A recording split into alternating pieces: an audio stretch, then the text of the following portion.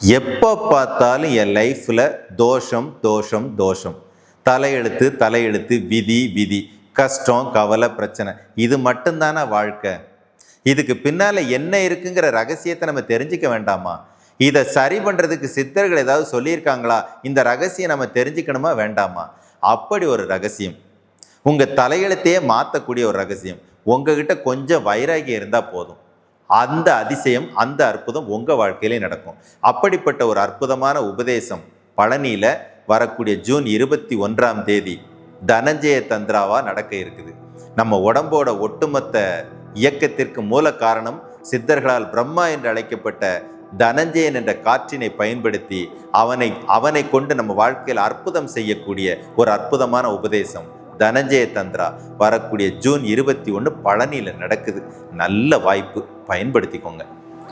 குருவே சரணம்.